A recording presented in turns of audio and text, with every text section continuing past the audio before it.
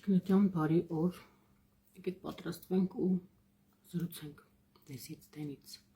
Այսօր առավոտից իմ մոտ չգիտես ինչ-որ վթարային իրավիճակ է, առավոտյան արթնանում եմ, ինձ թվում է ինչ-որ բան է կպել այստեղ ու շատ կոպիտ քաշում եմ, պարզվում է ոչ թե կպել է, այլ ծաղկել է։ Մի խոսքով, սա այստեղից, մատս այստեղից բաժակը ջարդվեց եւ ոտքս եմ էլի վնասել, մի խոսքով արնահոսում եմ։ Հիմա իմ ամեն մի կաթիլարյան վրա դողում եմ։ Ինձ չի կարելի արնահոսել, դեղից էլ արյունս քիչ է, ու այնքան էլ լավ որակի չի դեռ։ Ու քանի որ սկսեցինք արյունից, եկեք պատրաստվում համել խոսենք երկաթ դեֆիցիտային անեմիայի մասին։ Իդեպ միշտ կադրից դուրս եմ մնում, բայց ամենակարևոր փուլերից մեկը դեմքի տոնավորումն է, հա։ Միշտ սկսում եմ նկարել, երբ որ տոնավորումն արած եմ լինում։ Մի խոսքով, ինչ եմ ուզում ասել։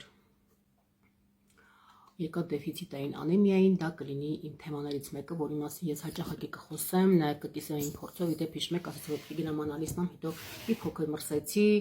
եթե վիդեոներից գումեք ձայնս էր քաշվել, հետո քթերիս անցավ ամեն ինչ, դեռ ինձ թվում է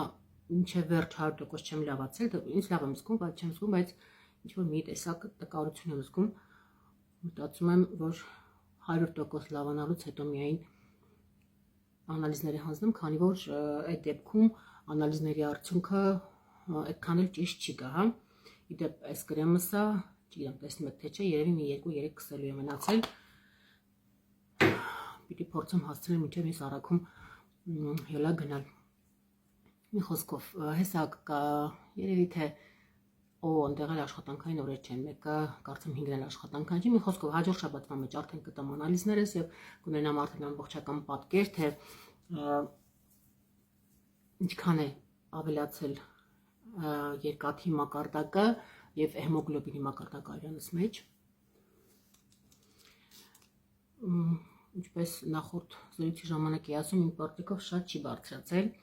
ու երևի թե իմ խմած պրեպարատի դոզայի հաշվարկով, եթե ամեն ինչ ճիշտ է գնացել, ճիշտ ներծծվել է, ուրիշ ոչ մի խնդիր չկա, պիտի որ մի 10-15 միավորով ավելացած լինի, այսինքն 77 է, պետք է լինի 87 կամ 90 մի քիչ ավելով։ Նա տեսնենք ինչքանով է ճիշտ, բայց արդեն հաջորդ շաբաթվանից կփոխեմ պրեպարատը, քանի որ մեր ընկերությունը վերջապես վերաթողարկել է երկաթի հելաթը, ավելի ճիշտ է մի քիչ փոքր դոզայով, քան ես խմում եմ, բայց այդտեղ հատերով կլրացնեմ, այսինքն եթե խմում եմ 2 հատը 60 միլիգրամից, կխմեմ 3 հատ, մերը մի հատը 25 միլիգրամ է, կխմեմ 3 հատ կլինի ինչքան 60-75 լինի 75, սկսեմ ավելի շատ խմել, իդեպ երկաթի հելաթային տարբերակը ամենալավ յուրացվողներից մեկն է, նաև ուզում եմ նշել, երկաթի պակասի դեպքում իմ ունեցած սխալների, իմ արած սխալները, որ ուզում եմ դուք էլ չկրկնեք, եթե ունեք իհարկե նման խնդիր։ Ուրեմն այն, որ ես ունեցել եմ այդ խնդիրը, ինձ թվում է ես ամբողջ կյանքս էլ իմացել եմ, որ ես այդ խնդիրը ունեմ, քանի որ ես միս համարյա թե չեմ ուտում, մի որոշակի տարիք ընդհանրապես չի ուտում, մի հարցեք ինչ, ուղղակի չի ուզում, օրգանիզմս դրա կարիքը չի զգում, միայն նոր տարուց նոր տարի իմ կերածը բլինչիկ, տոլմա, որը դու մեծագույն հաճույքով, մեկ էլ տարվա մեջ մի քանի անգամ կարող սիրտս կաղամբով տոլմա ուզի, բլինչիկ չի ուզում սովորաբար, միայն նոր տարուն է ուզում։ Մի խոսքով, այդպես ես կարող եմ երկար չուտել, անգամ այս շրջանում, երբ որ ես ունեմ դրա կարիքը, հավատացեք, ես չեմ ուզում ու ընդհանրապես չունեմ ձգտում ուտելու։ Քանի որ ես չեմ ուտում, ինձ հաճելի չի, այդքան էլ հաճելի չի, ես մշտապես չեմ կարող ուտել, ես պետք է փորձեմ այդ ամեն ինչը կարգավորել այլ տարբերակներով, փորձում եմ օգտագործել ուտելիքներ, որոնք իրենց մեջ պարունակում են երկաթ, այնտեղ ոսպ, կարմիր ոսպ հատկապես, կարմիր ոսպից երբեմն հաց եմ պատրաստում, դա էլ բավականին շատ է երկաթը, ուղղակի ի տարբերություն մսային երկաթի, ինչպես ասում են մասնագետները, այս տեսակի երկաթի մեջ երկաթը մի քիչ ավելի վատ է յուրացվում, հա, օրգանիզմի կողմից, բայց ամեն դեպքում հիմա փորձում եմ խիստ հետևել, անդադ ռացիոնից մեջ ներառել եւ նաեւ ռացիոնից մեջ ավելացրել եմ սպիտակուց։ Հա, ինչից էի խոսում, սպիտակուցին կանդրադառնամ, ուրեմն իմ մեծագույն սխալը եղել է այն, որ ես միշտ իմացել եմ, որ այդ խնդիրը ես ունեմ, ունեցել եմ փոքրիկ ինչ որ ախտանշաններ ու ինքնուրույնաբար ուղղակի խմել եմ երկաթ ու որոշակի ժամանակ երբ որ խմել եմ, այ ոնց որ հիմա է, հա, եւ մի 10 միավոր բարձրացել է, ես դարձել եմ, չգիտեմ, առույգ, կյանք ավելի գունավոր է եւ այլն։ Եվ այլն այդ ընթացքում արդեն դադարեցրել եմ ու էլի որոշ ժամանակ անց նորից իջել եմ, նորից բարձրացել եմ, դա ամենասխալ բանն է, որ կարող եք անել երկաթդեֆիցիտային անեմիայի դեպքում, որ հեմոգլոբինի ընդունելի քանակը իմ տարիքի կնոջ օրգանիզմը պետք է լինի 120-ից 150 ու բացի դրանից պետք է նաև հասցնեմ լցնել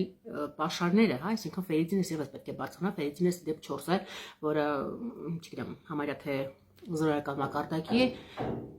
իսկ ֆերրիտինը սովորական, այստեղ գործ են անում, իսկ ֆերրիտինը սովորաբար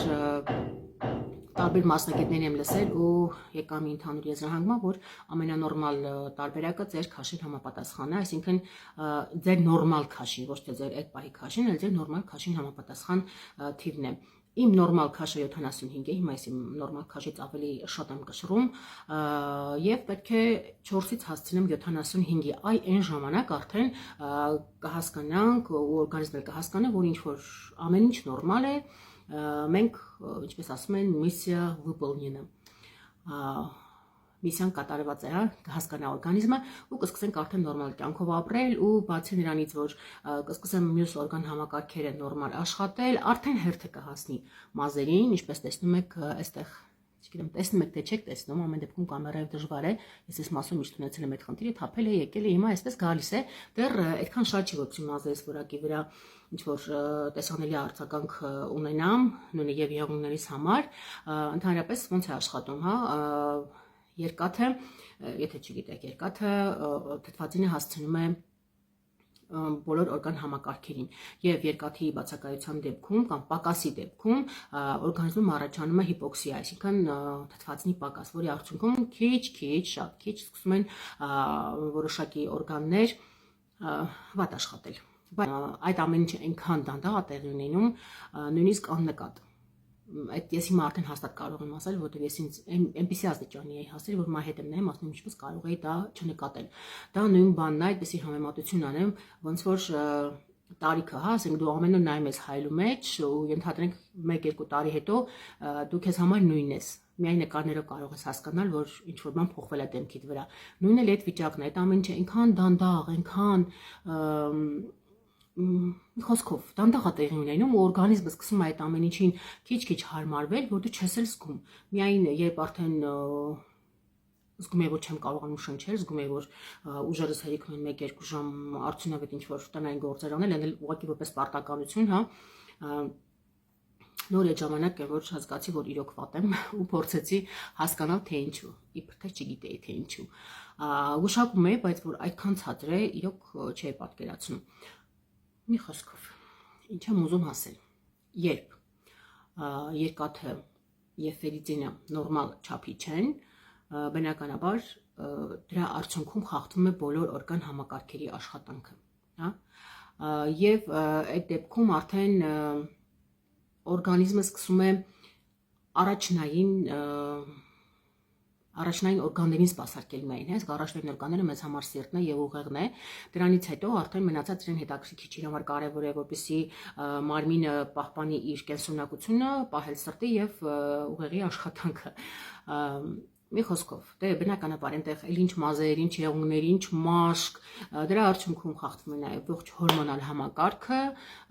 Ես այս պահին գուշակում եմ, որ ունեմ հորմոնալ նաև խախտումներ, բայց չեմ տվել անալիզներ, անկեղծ չեմ տվել, որովհետև կարծում եմ, որ այդ ամեն ինչը փոխկապակցված է, դա իմ անձնական կարծիքն է, խնդրում եմ դա որպես խորհուրդ չընդունեք, դուք առաջնորդվեք ձեր պատկերացումներով, ձեր գիտելիքներով եւ իհարկե ձեր բժշկի հետ խորհրդակցելուց հետո որոշեք ինչ անել։ Այն ինչը որ ես ասում եմ, ես խորհուրդ չեմ տալիս, ես ընդհանրապես կիսում եմ իմ փորձով, գուցե մտածելով, որ ինչ-որ մեկին դա իրոք պետք կլինի, որտեղ ես էլ շատ եմ նայում նման վիդեոներ, հիմնականում ռուսական, որտեղ հայկականում գոնե թե չեմ հանդիպել, որ այդպես խոսեն։ Մի խոսքով, այդպիսի վիդեոներ ինչ շատ օգտակար են եղել, փորձի կիսումը, դրա համար զուտ ձեզ համար նկարում եմ այս վիդեոն, շատ խառը ստացվեց, անկեղծ ասած չէի մտածում ուրիշ բաներ ուզում լրիվ խոսել, բայց քանի որ սկսեցի շարունակեմ։ Ինչի ուզում ասել, մտքից թելը կորեց, քանի որ ի սկզբանե չունեի ինչ որ նախապես մշակված ծրագիր եւ սցենար, արդեն չգիտեմ ինչ ես խոսել, մի խոսքով երեխեք ջան, երկաթ դեֆիցիտային անեմիան, թվում է թե երբ ասում ես երկաթի պակաս ունեմ, ինչ է որ երկաթ էլի մեծ բան չի, բայց ոչ, այդքան մատների արանքով մի նայեք, որովհետև մի էլեմենտի պակասը կարող է բերել ամբողջ օրգանիզմի